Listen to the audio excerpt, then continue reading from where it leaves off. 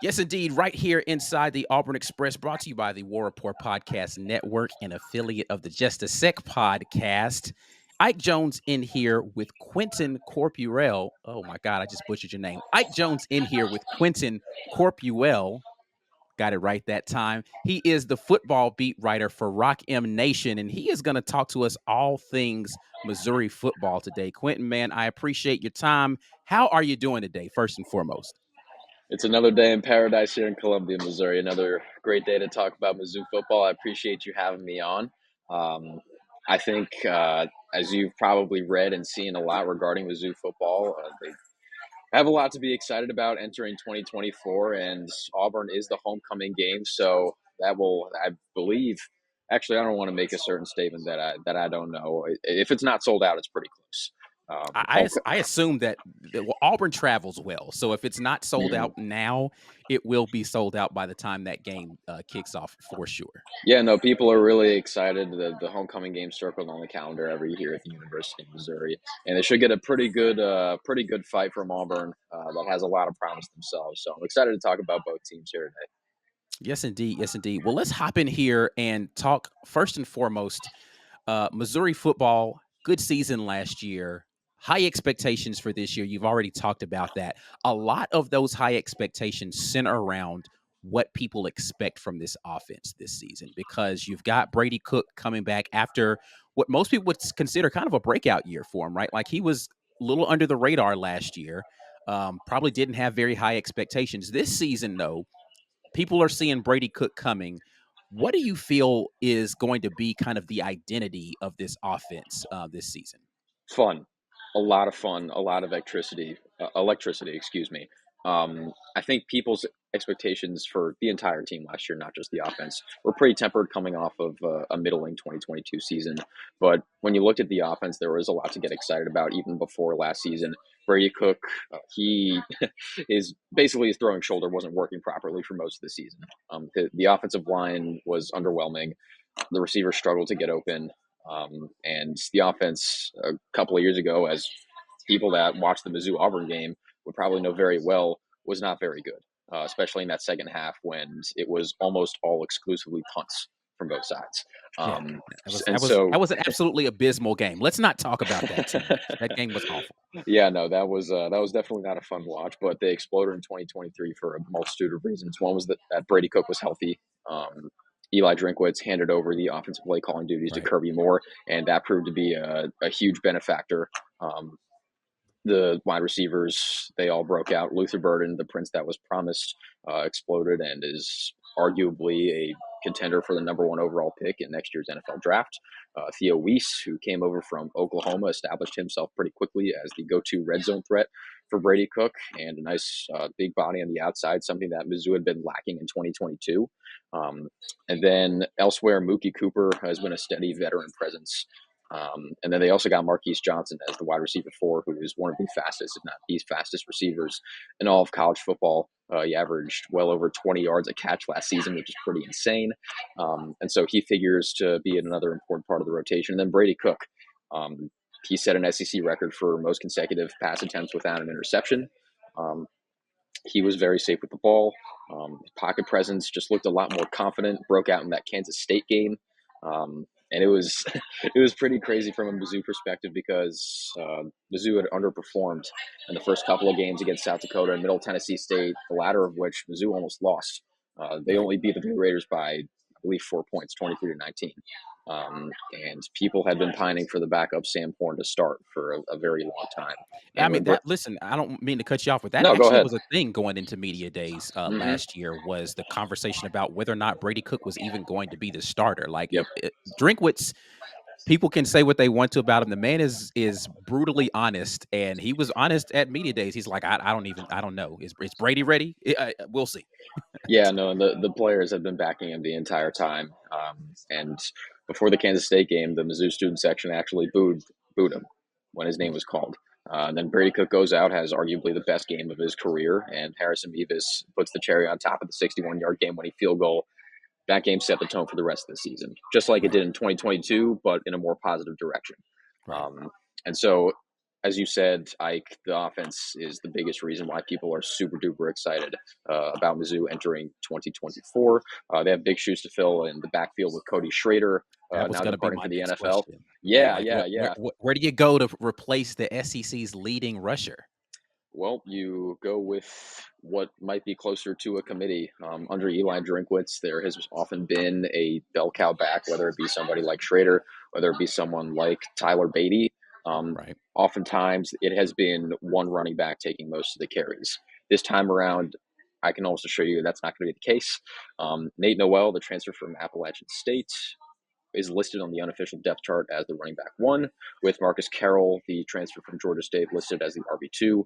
I would not expect the split in carries to be something like 95-5 or Mm, even 85-15. Both backs are very, very capable. Marcus Carroll took only two fewer carries than Schrader did last season. He was mm, Georgia State's bell cow. He's a bigger back.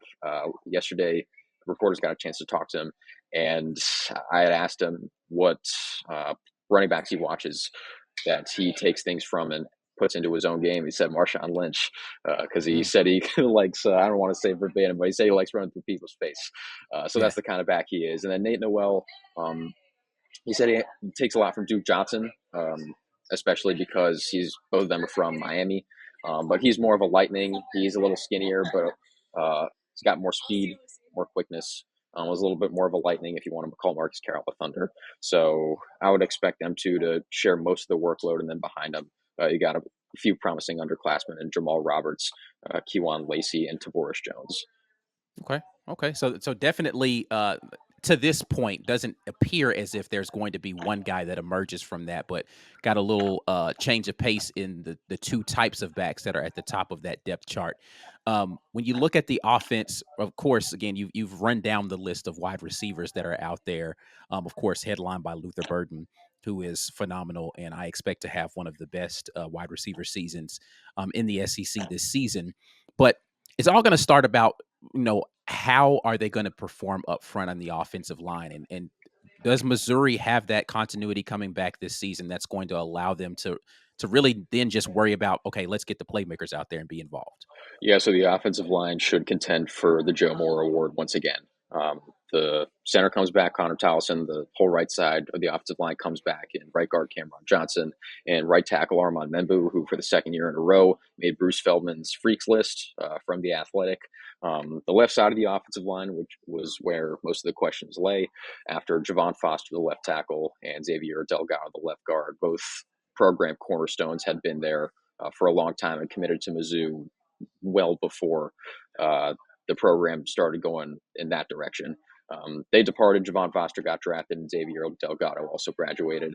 They got two pretty effing good replacements, I will say. Left tackle, they scored Marcus Bryant out of SMU. Big body, has taken over 2,000 collegiate snaps at left tackle. Was one of the best left tackles in the American Athletic Conference. And then a left guard before they got Bryant. They pillaged Caden Green away, Mm, Kansas City product from Oklahoma. Um, Before they had landed Bryant, it looked like he might have been the favorite to take over that left tackle spot. But Cannon Green is going to slot into left guard, and that's a pretty lethal 1-2 punch, especially because Foster and Delgado had been so good protecting Brady Cook's blind side and running outside zone, which was a staple within Kirby Moore's offense. Javon Foster and Xavier Delgado were exceptional at getting to the second level and paving the way for Cody Schrader. I think Bryant and Caden Green can both do that at a very high level. And so if there were any two guys in the portal that Mizzou could have gotten to feel as safe as possible about protecting Brady Cook's blind side and paving holes for guys like Nate Noel and Marcus Carroll, Marcus Bryant and Caden Green are, I would say, probably the two best guys they could have gotten to fill those roles. yeah. So listen, this was never going to be a question in my mind. Missouri's going to have a good offense again this year. Mm-hmm. The only reason that changes is, God forbid, because I never wish for this, is going to be injury. That any of that stuff kind of dissipates into some 2022 and before version of Missouri football. So I am definitely looking forward to seeing what Missouri can do on the offensive side of the ball. We're in here on the Auburn Express talking a little bit with the guy from Rock M Nation, Quentin Corpuel. and I'm going to butcher your name every single time, right around that third syllable for whatever reason. But I'm sure you're used to people doing that, and I apologize. It's not intentional. But football beat writer there for Rock M Nation, and let's pivot and talk about the other side of the football, right? And I mean, we might even throw a little special. Actually, you know what? Before we get to the defense, special teams, because Mevis has been, up and down, right? But now you got to figure like what's happening there with the special team situation at Missouri. Yeah, so turnover at kicker. Harrison Mevis, the thicker kicker, graduated to the NFL, was signed as UDFA from the Carolina Panthers. Unfortunately for him, he got cut. So hopefully he's able to find a home at the professional level, whether that be the NFL or even somewhere like the UFL. But yeah, Harrison Mevis, big shoes to fill, was captain clutch, came up so huge for Mizzou in crunch time moments dating back to even 2020 when he gave Mizzou a 50-48 victory over Arkansas in what was a completely insane game in Columbia. Last year, obviously, had the 61-yarder, but he also had a big-time chip shot against Florida that sealed Mizzou. It was Mizzou's hopes, at least, of going to the New Year's Six Bowl. Um, and even though he, for example, missed a chip shot game winner against Auburn a couple of years ago that would have won the game, He he came was back at his literally. What was it? The next week, then he hit the a game next winner. week, Like, yeah, 5 for 5 against Georgia, almost single-handedly kept Mizzou in the game. That yeah. included a couple of 50-plus yarders. And so the guy that will be next up, it's going to be Blake Craig. He's been with Mizzou for a year. He's at a Liberty High School, a Missouri native. Was a little inconsistent his senior year at Liberty. I believe he went 17 of 24 on field goals, but had a couple of 50-plus yarders to his name and performed pretty well in the spring and the fall. I believe in Mizzou's most recent scrimmage, he went 6 for 7. His only miss was from, I think, 51 yards. So I think expecting him to pick off right where Mevis left off, I think, is an unreasonable expectation. Yes, it is super nice to have not only a reliable kicker, but one that can hit from 60-plus yards. Right, Can Blake Craig do that consistently at the collegiate level? TBD. We'll right, see. But yeah, that's definitely a position to look out for. And then at punter, it looks like it's going to be Luke Bauer coming back to start again for Mizzou. Um, he had split time last year, but it's funny. His best highlight was actually not a punt; it was a throw that he made against Kentucky that completely swung the game. It was, oh God, it was around a 40 or 50-yard passing touchdown on a fake punt to Marquise Johnson. Completely swung the Kentucky game. They had been down 14-0. If they punt and Kentucky goes down and scored, that's a 3-touchdown lead in the first half. right. But that play completely swung the game. Luke Bauer, pretty good punter, was facing some competition externally from Ryan Phillips, transferred from Murray State out of Australia's Pro Kick Academy. Obviously, that pipeline is super duper strong with not just guys in college, but the NFL as well. Right. But it looks like it's going to be Luke Bauer taking punts. And then kick and punt returns, that have been a battle all off season. Those are still pretty malleable positions, even though Luther Burden is currently listed as the lead punt returner. He had been subbed out last year for crib save and restrain. The hope was that Burden was going to fix Mizzou's sort of return issues. Eli Drinkwitz called in the camp trash yards, which were basically yards lost due to not being able to catch a punt properly. Luther Right. Burden had some of those struggles last season, and that's why Chris Abrams-Drain took that role. Even if he wasn't a prolific returner, he was able to catch punts and eliminate those trash yards. So the hope is that Burden can pick that up and return to his high school ways where he was an elite punt returner. And then kick returner, Marquise Johnson is going to be the main kick returner. I believe Mizzou over the last decade plus has finished in the bottom half of both kick and punt return yards. So hopefully for them, that'll increase this year, and they definitely have the personnel to do it. Okay. Okay. All right. Well, I again, not everybody's favorite topic to hear about, but it definitely is an important part of the game, as we are well witness to. Auburn special teams has kind of been needed to make sure that we can secure victories over here the way the offense had been performing the last few seasons. But let's pivot and talk about the this is the unit that I have the biggest questions about, and I think a lot of people have questions about. You lose the defensive coordinator, you lose a few key pieces along that defensive secondary and along the defensive front. What is Missouri's defense going to look like this year? Which in my opinion, that was the catapult of really the ascension of Missouri football. Was the defense started being able to get stops consistently and make it difficult for teams to run the football consistently. How's Missouri looking on defense this year? Yeah, and as you said, in 2022 and 2023 under Blake Baker, that was a huge strength, especially in 2022 when the offense really failed to produce. It was the defense that was keeping them in games like Georgia, like Auburn. Um, and so Blake Baker obviously leaving for the same position at LSU. I think structurally, Mizzou's defense is going to look pretty similar under former South Alabama defensive coordinator Corey Batoon. Loves to attack, loves to get downhill, loves to get after the quarterback. Um, that's why he brought over, or I guess not himself personally, but that's why a guy like Khalil Jacobs, the linebacker who had worked with Corey Batoon for the past couple of years at South Alabama, he's very similar to Tyron Hopper, who has since Mm, departed to the NFL. right. Um, Elite sideline to sideline lateral ability, can get downhill, especially in packages like Prowler, which I'll shout out Eli Hoff from the St. Louis Post Dispatch, did a great job of explaining the Prowler package. Basically, in a 4-2-5 defensive alignment, four defensive linemen, two linebackers, five defensive backs. Um, in third down situations where Mizzou is in an advantageous spot, they'll sub out a linebacker for an extra defensive back, and the lone linebacker, is hopefully going to be able to patrol the middle of the field super well. And Khalil Jacobs was in a practice, at least, that Mizzou beat writers were able to view. Khalil Jacobs was that guy. He Mhm. was that one on the, I guess, the 4-1-6 formation. Um, and so it should look similar structurally. The defensive backs, obviously, you lose a lot with the two starting corners, Chris Abrams-Drain and Ennis Rakestraw, also departing for the NFL. The guys that are stepping up are very similar stylistically in Drayden Norwood and Toriana Pride Jr., who's a transfer from Clemson. Both physical guys, especially Drayden Norwood. Saw it a handful of times of him in a reserve role last season. Very willing tackler. Obviously, the main goal of a cornerback is to be able to guard a receiver one on one, but they are willing to get their hands dirty, especially in the run game. And so Mizzou should be feeling pretty good about themselves there. On the back end, especially in the star position, you got guys like Dalen Carnell, who's a returner, loves to blow stuff up everywhere on the field. And then elsewhere, you got guys like Trevez Johnson, Sidney Williams, Joseph Charleston in the safety spots, who are all very familiar with Mizzou. And then along the defensive line, you obviously lose a guy like Darius Robinson, and a lot of the interior players that made D-line Zoo so strong was just the amount of guys that they could rotate in and out, and you wouldn't really lose a step. A lot of those guys are gone.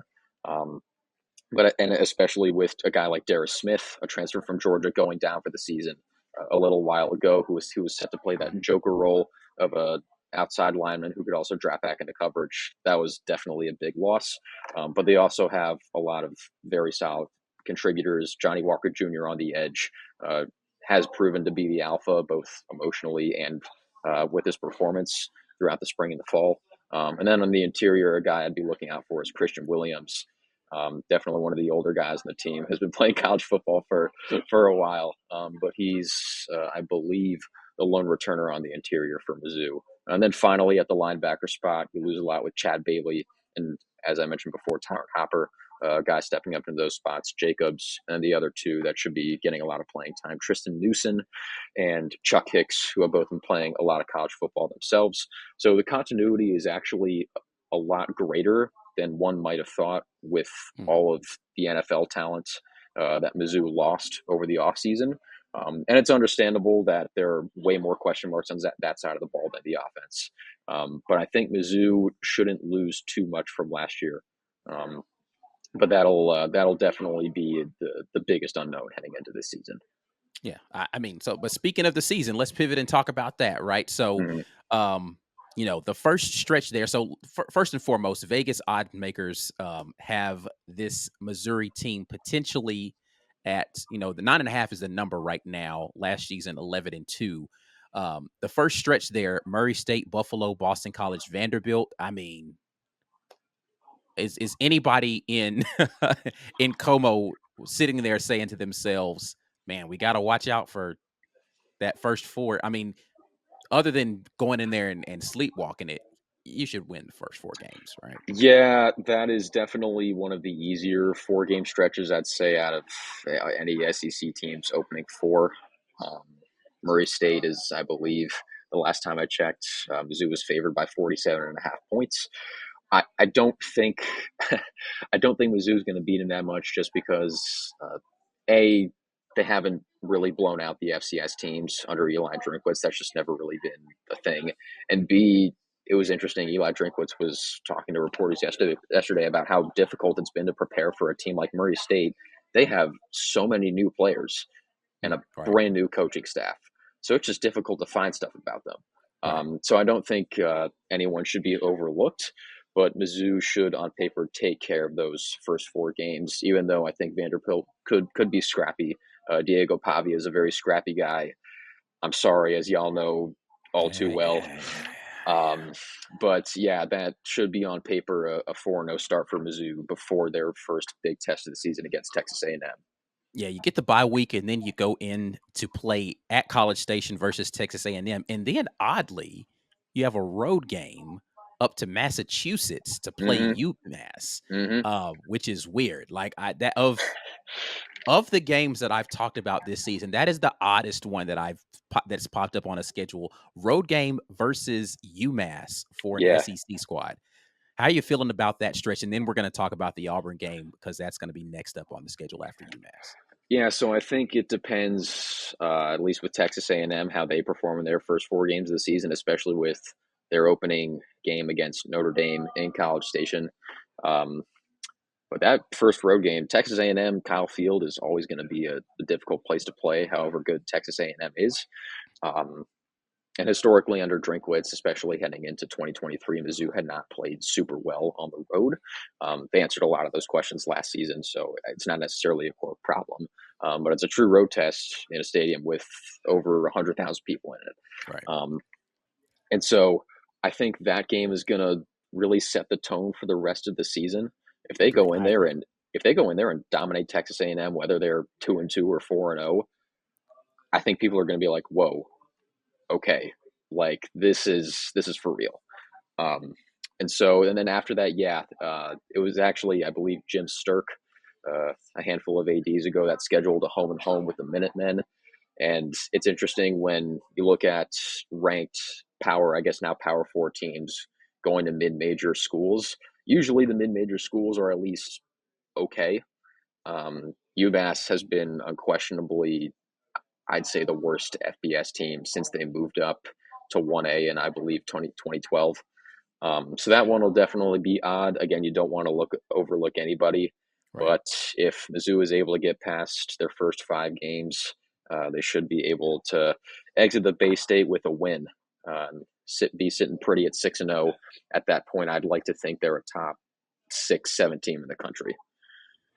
Yeah, I mean, listen, I agree with you about the Texas A&M game really kind of being a barometer for the season for Hmm. them. Win or lose, right? Like even if you go in and you lose that Texas A&M game, as long as you're not getting dominated in that game, you say to yourself, okay, we can compete with what I think is going to be a better Texas A&M team physically this season, just because of the mentality that the head coach is going to be bringing to them. No disrespect to Jimbo Fisher, but all disrespect to Jimbo Fisher. Like I just, I'm not a big Jimbo Fisher guy. Um, but yeah, and again, the weirdness of the UMass game brings you into a situation where you're traveling back home, as you already stated, your homecoming game versus the Auburn Tigers there in Como. And cut. Listen, it's an Auburn podcast, but I want you to cut it straight with me. How do you all feel about that game sitting on the schedule, coming off the road versus Auburn? Sneaky difficult. And again, I'm not just saying that because I'm staring an Auburn guy directly in the eyes. Um, but I'm saying if people think that Mizzou is going to go 8-4, 9-3, lose somewhere outside of Alabama, Oklahoma, Texas A&M, Auburn's been the one that I've seen is the most cited as Mizzou could potentially lose that game.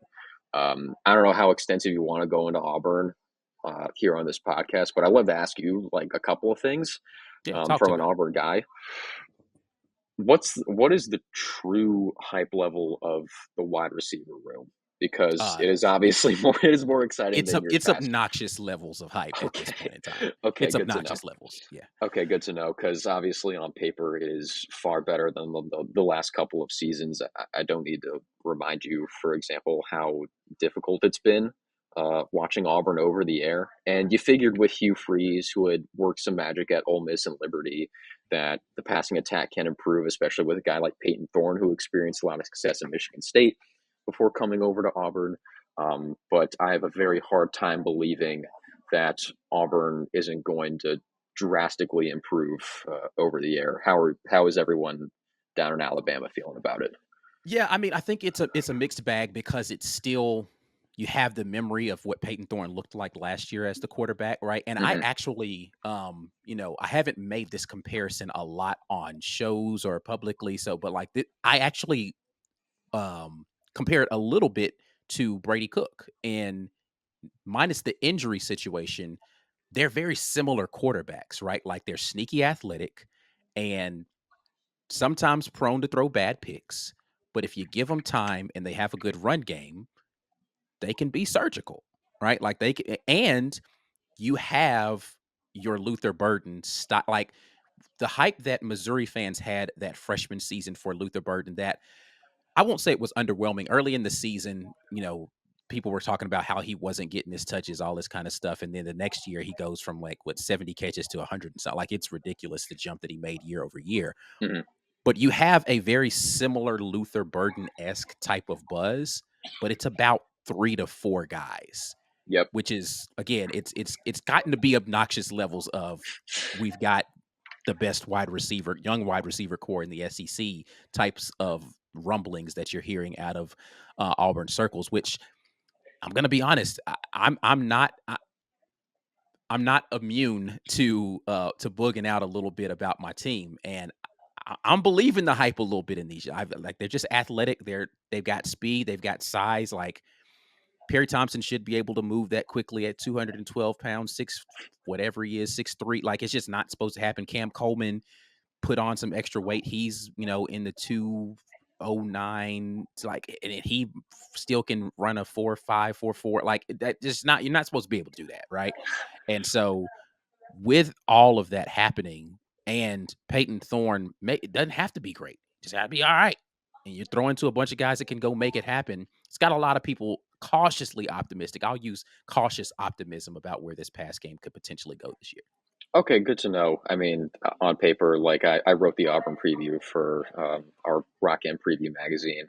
Um, that was awesome, and I think if any of you all watching this podcast or listening to it on whatever platform would love to check out, I'd be happy to send it over to Ike, and I can Yeah, send it we'll over to link you it in all. the description of the Okay, video and in the podcast. We got you. awesome. Apologies for the shameless plug, but we It's all worked, right. It's you what we're know, here for. That's what we're yeah, here for. we worked very hard on that, and we are very proud of the product. But in that Auburn preview, I was looking at the receivers. I'm like, wow, there's a lot that defenses are going to have to deal with. Whether it's a Yeah, guy like Cam Coleman, Auburn got a couple of really awesome transfers in Keandre Lambert Smith Lambert Smith. and Yep. Robert Lewis as well. And then Peyton Thorne, who should hopefully be 100%, knock on wood, for the entire season for Auburn's sake. Um, his biggest job is going to be to distribute, Yeah. and its life is a lot easier, especially coming from here covering a team where life was a lot easier for Brady Cook when guys were actually open and he had time to throw. I would expect something similar for Auburn this coming year, and especially against a Mizzou secondary that, again, while they have a lot of promising guys, whether it's returners, transfers, or young guys, that's going to be a lot to deal with. Yeah. And so I'm very intrigued for the wide receiver defensive back matchup between Auburn and Mizzou. Yeah, I think that's for me. I mean, wide receiver DB is always going to be a focal point, but it's going to be really who controls the line of scrimmage, like it is for most things. Like, Yep. is the Missouri defensive line going to be able to make it difficult for Peyton Thorne to have time to get the ball to these receivers that are out there? Because I mean, hey, listen, you could have 5 Randy Mosses lined up out there in a zero package, and if he doesn't have time to throw the ball, it doesn't matter. Like it's just Yep. it's irrelevant as to what you kind of put together out there. Um, so I'm very interested in this game in particular because I do think it's an opportunity. similar to how I said for you all with the Texas A&M game, this is a barometer game. I think Oklahoma is the game within the season that kind of determines whether you get to the over or the under. But Missouri is more of your barometer game for me because it's your second road test. You go on the road to Georgia, but you get a bye week. You get an opportunity to reset. Hopefully, you're not licking your wounds too bad from getting spanked in Athens, because I do think that Georgia is still ridiculously good this season, and I don't envision a way that Auburn wins that game. But You could have said that before the game last season, and they gave him a pretty it good fight. if it were at home, I would repeat that. I need to see. For me, Road Peyton Thorne has not been impressive against any team with a pulse. Okay.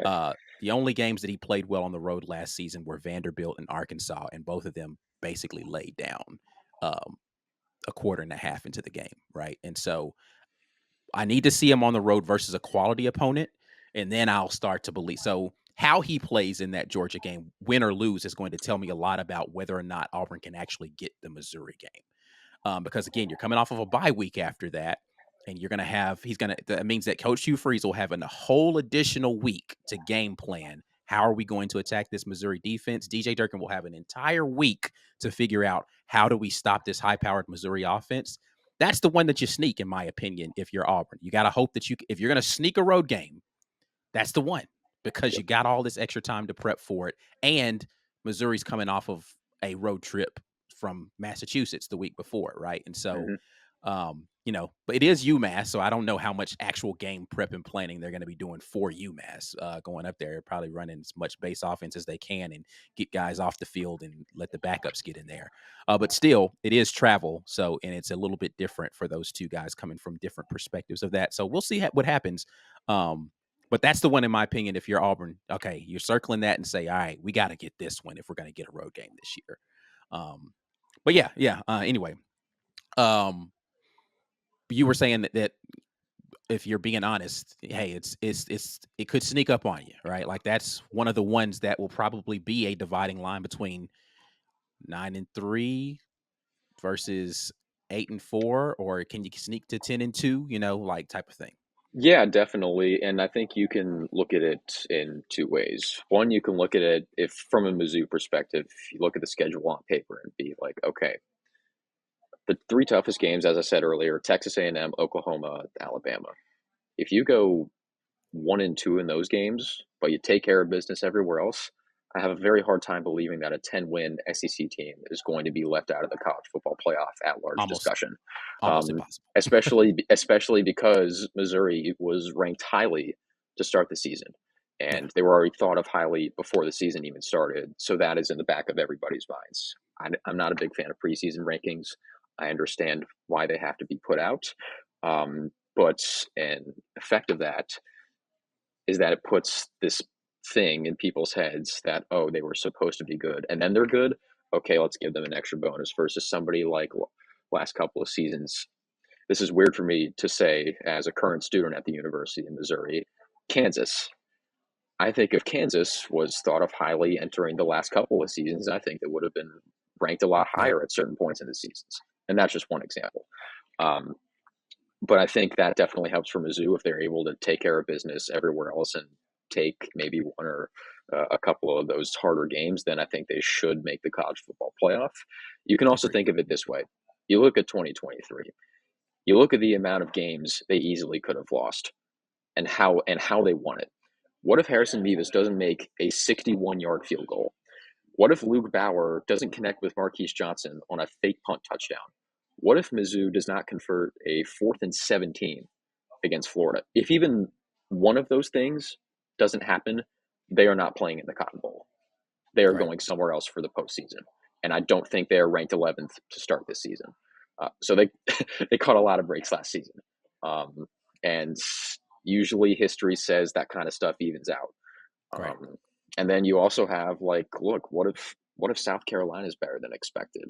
What if Auburn's better than expected? What if Texas A&M's really good? And so I don't think it's as easy of a schedule as people might make it out to be. Um, I No, it predicted, starts easy, but yeah, once you come off of that first bye week, it gets interesting really quickly. yeah, no, because I mean, shoot, like I know Saban's not there, but they brought in Kalen freaking DeBoer.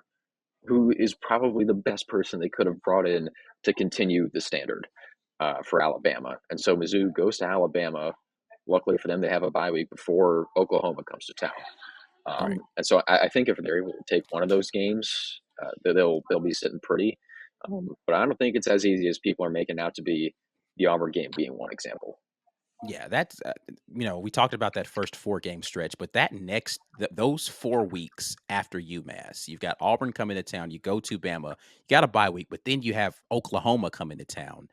That 4-week stretch for Missouri is rough. Like even with the bye week in there between Bama and Oklahoma, um, you know, like you said, that's really the if the meat of your schedule is uh, Oklahoma, Bama, um, what was it, Texas A&M, right? Hmm. Like there's a lot of potatoes and essential vegetables right there when you have Auburn in there, and then like I said, it's sneaky. Don't know what they're going to be like. South Carolina right after that Oklahoma game, and you travel to uh, South Carolina to play that game. It's going to be an interesting road, but I don't know. Have you guys put out any projections of where you think this team lands as far as the number is concerned? Like we don't necessarily put out like a number. We kind of give like a general range, floor, ceiling type of stuff. What's your gut feeling about Missouri overall this season? I think 10 wins is very attainable. The Mhm. expectation is to make the college football playoff. I think if they fall short of the college football playoff, I don't think the general Mizzou public is going to be super happy. Um, this feels like, at least right now, this feels like the start of 2008. Not like I was knowing where I was most of the time. I was 4 years old when that season started. But Mizzou enters that season coming off a surprisingly awesome 2007 season where they win 12 games, including a dominant Cotton Bowl victory. They're one win away from the national championship. They were ranked number one. They come in 2008 being ranked sixth. Um, and that season they go, I believe they went 10-3. 10 wins is awesome. Like 10 wins Right. is great. But I think with what Mizzou can very easily accomplish, I'm not sure going 9-3, then beating Iowa in the Citrus Bowl. Not sure people are going to be 100% satisfied. I think they'll be happy that the standard has been raised. Like back-to-back 10-win seasons is great. Not a lot of college football programs, especially at the power conference level, can say they did that. Um, but I think with what Missouri can accomplish, especially because they win 11 games last season, this season they have on paper an easier schedule. Uh, a college football playoff appearance is, hold on, right there. I wanted to palm the light like it was the sun. Um, so I hope that worked at least a little bit. But yeah, I think people expect Mizzou to make the college football playoff. Yeah, I mean, I think when I look at and I'm going to be honest, I did pick Missouri if I'm looking at teams that I feel like are going to fall below what the overarching expectation is. Missouri is one of those teams where I'm like, I don't know. I don't know if they're going to be able to live up to the hype that they have this season. Um, that it was between you all and Ole Miss, if we're going to be honest. Like it's like one of these two teams that is predicted to win 10 or 11 games this season is going to fall woefully short. And I think Ole Miss has the easier path to get there because Ole Miss it's not an Ole Miss pod today, but they've got a cream puff of a No, schedule. that's look, that's okay, and that's completely understandable for all the reasons we've already talked about. Yeah, And so, like, and especially with the structure of the college football playoff, there's a really good chance that two of those conference champions from the Power Four are not actually top four teams, and true. namely the ACC probably, and the Big 12 more likely. Like, there's a very good chance the Big 12 champion has three losses. There's a very good chance that the ACC champion has two losses. That basically cuts out an at-large bid. And so I think Mizzou would have to finish like, or if you want an at-large bid, you have to finish in the top 10 of the AP poll in order to contend for one of those at-large bids. So it's going to be difficult, and I totally understand.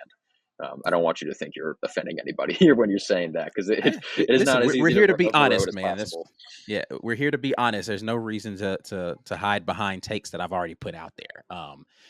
So yeah, we'll definitely see what happens. I am unfortunately not going to get an opportunity to make the trip to Como this year. I wish I could, but It's a little too far for me to be venturing out there, but it's one of the few places I have not been yet in the SEC. I'm hopefully gonna, now that the new formatting of rotations happening. Hopefully, I'll get an opportunity here coming up soon, though. Yeah, no, it's a great town, and hopefully I'll be in Auburn next year when the zoo travels down there.